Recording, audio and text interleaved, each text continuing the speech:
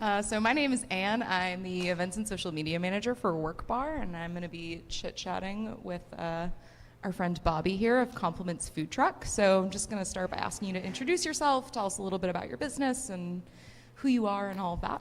All right, I'm Bobby McLean. I own and operate Compliments Food Company. We are a food truck. We do catering, and we have a little festival booth setup that we operate.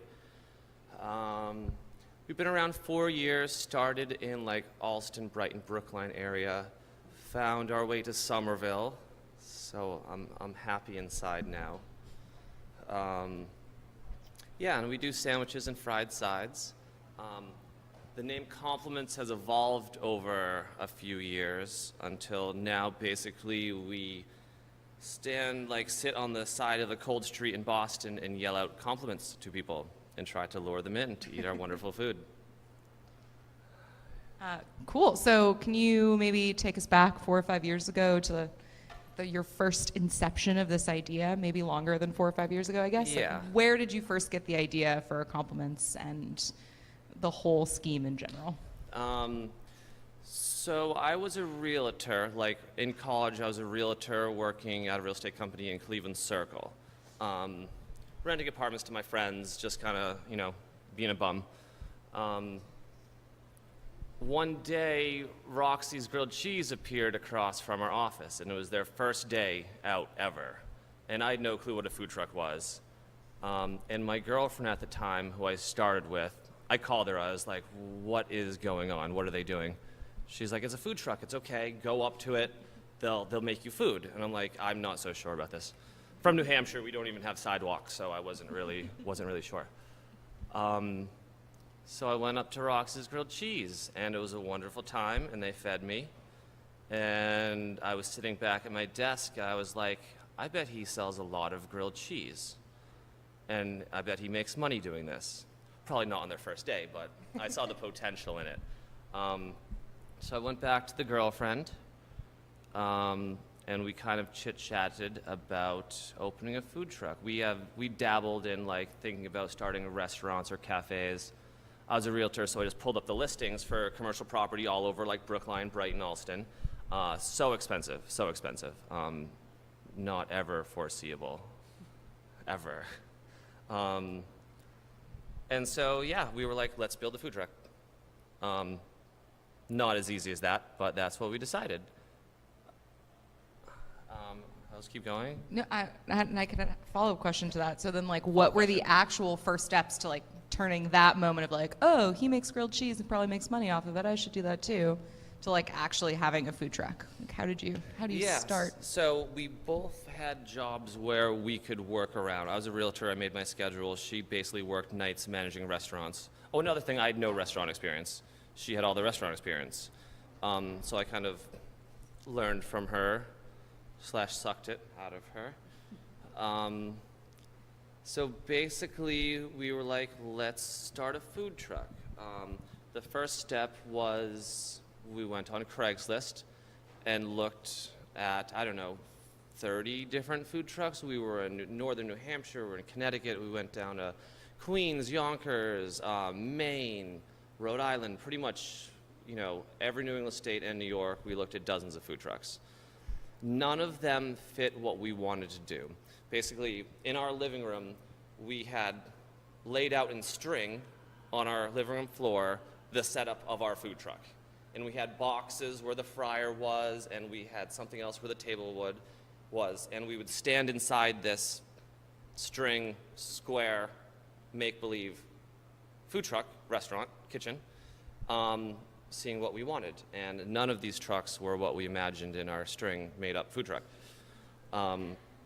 And if we got one, we were going to have to move everything around and like junk things and buy things. And so we're like, all right, we're not going to do that. We were going to build the food truck. That was our next thought. My dad is like kind of Mr. Southern New Hampshire handyman. We kind of played you couldn't build us a food truck. You're not that talented. And he was like, no, I can do anything. So we talked him into it. Next step was going to TD Bank to get a loan. I can just tell numbers, right? It's fine. So we were That's up to we you. needed like $50,000. We figured out to build our food truck and get it all up and running. Went to TD Bank and like immediately got turned down, like very, very quickly. It was like, it was like 5 years ago, so no one was giving out loans. They're probably not even now.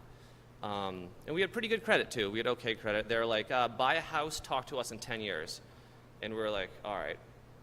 But I don't let anything discourage me. That's one thing I've learned just through real estate and this business. Like, don't let people tell you no and don't get discouraged, because there's always a way to do it, no matter what. Like, there are some crazy things you can do to make things happen. So, we didn't get the loan. Got a bunch of credit cards instead. Credit cards.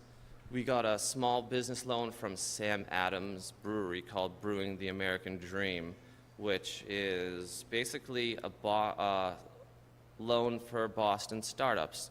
He had trouble getting the money together when he started in the 80s, so it's kind of his way to give back to Boston startups.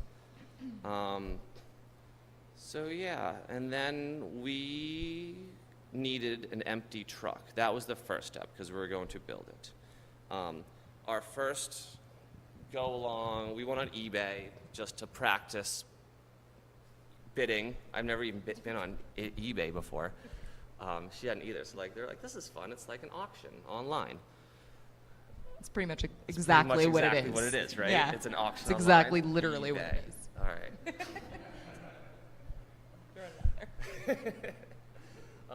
So we bid on this beautiful truck. It was like 9 or 10 at night.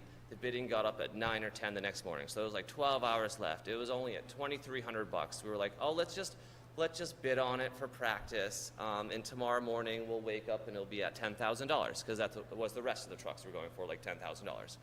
So we bid on it, went to bed, woke up, like drinking our coffee, opened the computer, and we were like, shit, we have a half an hour before we own a food truck in California. And then a half an hour later, we owned a food truck in California for $2,300. And yeah, that was great. So it was kind of real then, accidentally, because I thought we were going to bid on 40 trucks when we looked for trucks. But no, first one. So yeah, put that on the credit card, put plane tickets to California on a credit card, booked a rental car, I had been to San Francisco, she hadn't, so we did like a quick tour of San Francisco, drove down to like Redwood City, a couple towns down, and there, sitting on the San Francisco Bay, was a little truck. And it was real, and it started, and we hopped in and drove it back to Quincy, where we were living. And so from sort of idea to conception, like you have the truck, it's in Quincy, you've paid money for it. How long was that time span between Got it to Quincy in January. So how long from your original just idea of doing it in the first place to actually? I guess fall to spring. No, September to June 15th. However long that is. Yeah. And tell us about your first time out on the streets in your truck. Your dad built you your food truck. Yeah, so we all kind of built it together. Yeah. We started in Brookline. It was their first year doing their food truck pilot program. And we're like, oh, we should just do this because they're new and we're new. Not thinking that no one lives in Brookline to buy food from a truck. But we started with them, and they kind of walked us through the process. While we were building it, we were talking to health and fire. And they kind of were like, all right, you have to do this, you have to do this. And Google helps too. And then we put it together, and it was I think we did 3 or 4 inspections with the town before they were like, all right, this is a real food truck. And then we had a real food truck, and our first day was June 15th, 4 years ago, on the side of Beacon Street near Washington Square. But not even in Washington Square, between Cleveland Circle and Washington Square. Basically, there's no one. And it was a dinner shift, and we made $45. And we were happy. Yeah. Cool. So are there any mistakes or blind spots or huge problems that looking back you would have maybe changed or done differently about starting your business, or that you could maybe learning experiences you could share? Start with money in the bank. We started with $3,000 in the bank thinking that was okay, and then immediately wrote a check for $3,000 for new tires. Have money in the bank. It's very stressful when you can't eat or, buy cigarettes or buy anything. We would go out in the freezing cold to make $45 so we could eat. It's stressful. That's very, very stressful. Have a cushion. If you can have a cushion, have a cushion.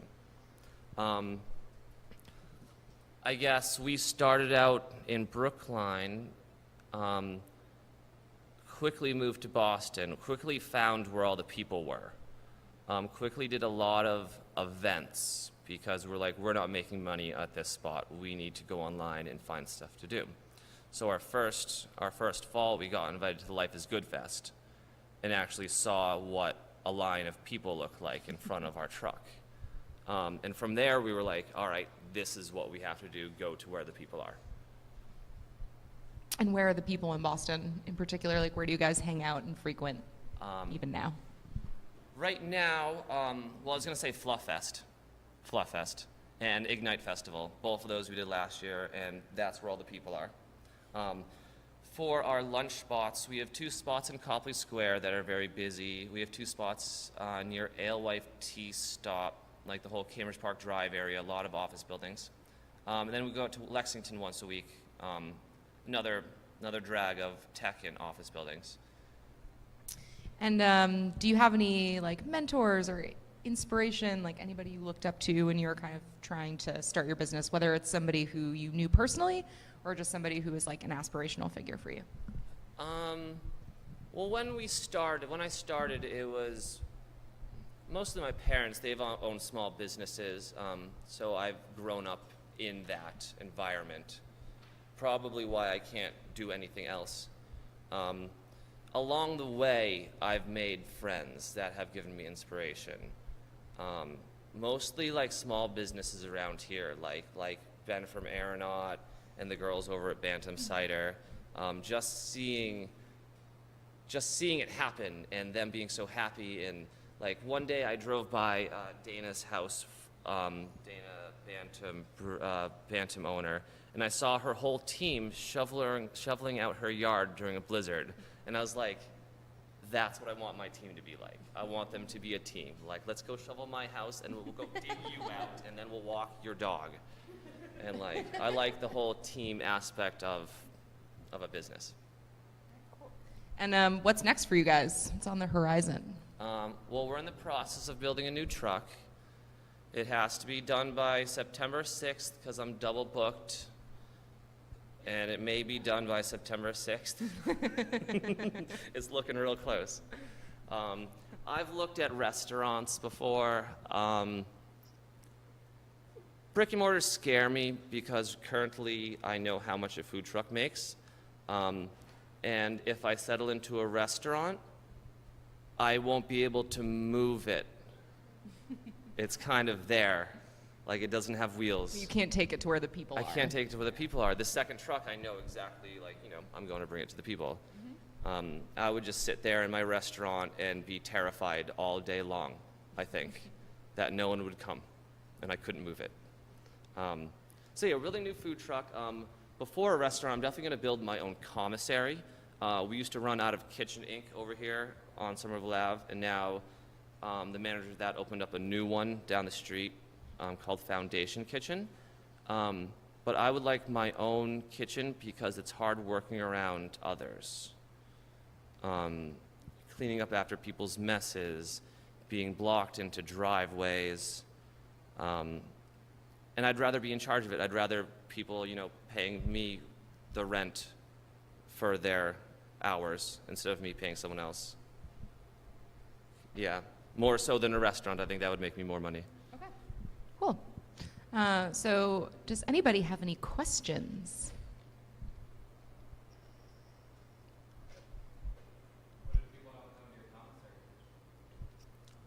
Well, commissaries it's very easy to get people looking for commissaries. Everyone is looking for commissaries. The owner of Foundation Kitchen, he has dozens a week. People asking him, pasta makers, ice cream people, food trucks, like anything you could imagine. He gets constant emails. He has 2 commissaries now right down in Washington Street, and they're already full. And he opened the other one like 2 weeks ago.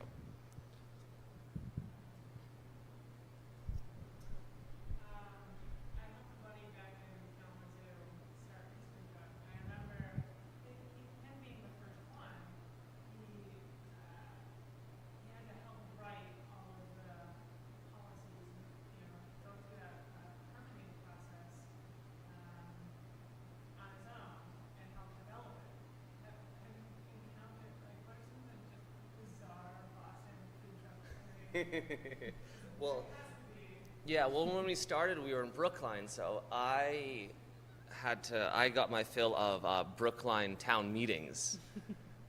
We started there with 3 other food trucks, so us and the other food truckers sat through these Brookline town hall meetings, and Brookline is a ridiculous place, to say the least, and everyone has their opinion of everything, and slowly chugging through the process of, because they were at the time writing everything for the food trucks, and we're putting our input in, and it finally happened. But every town's different, every health inspector is different. So I will go into Somerville, and the health inspector will yell at me for something like, a splash guard in the wrong place, and I'll take it off. And then I'll go into Boston, could have been the next day, but it was a week later, and I got a health inspector, and he's like, what's that? What is that doing there? I was like, and I don't want to be like, well, the other guy told me that I couldn't have it there, so I'm just like, okay, I'll put that back on now. So it'd be nice if it was regulated by county or state. I know in some states they do that, which sounds great, but yeah, every single town, I have so many different permits, it's ridiculous, and each costs money. Yeah, did I answer your question? Yeah. Kinda? Yeah. Okay. Yeah. Luckily, the Boston regulations were already written, even though they're always changing. Is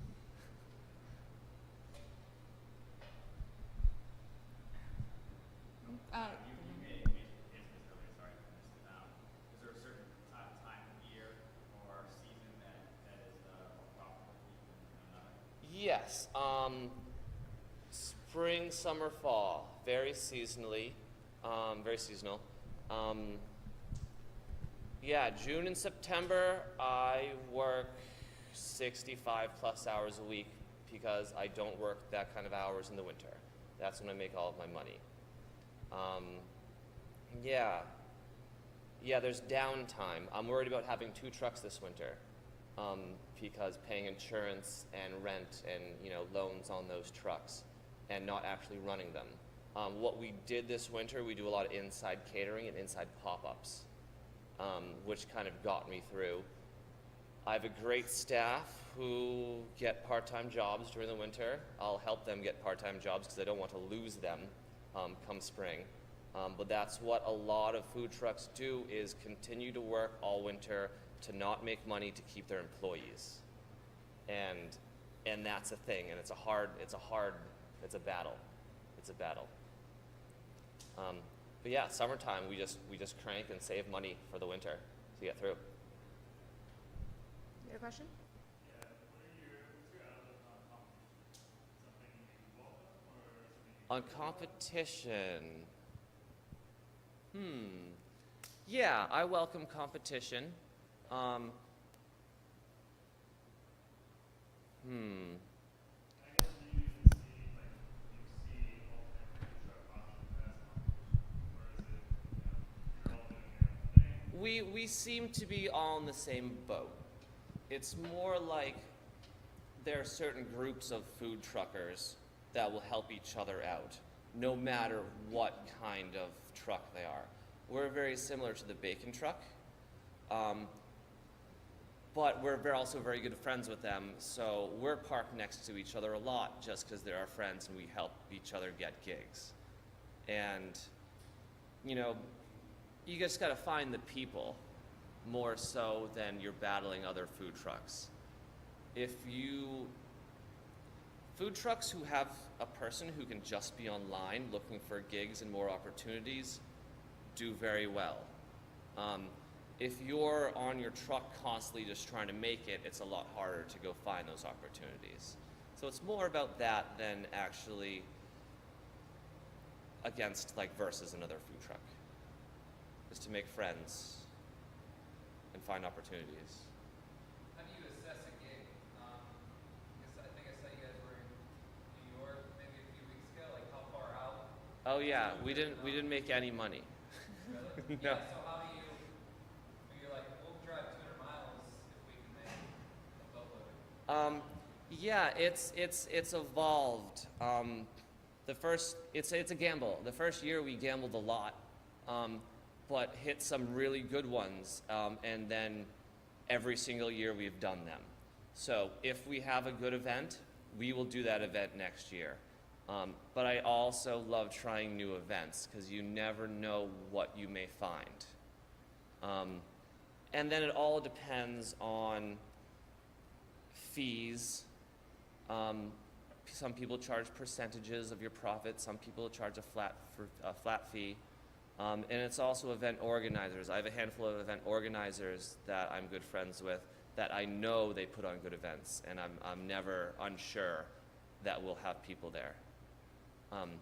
And that's mostly for like gigs like food truck festivals, music festivals, even things like Fluff Fest where you're paying money to vend.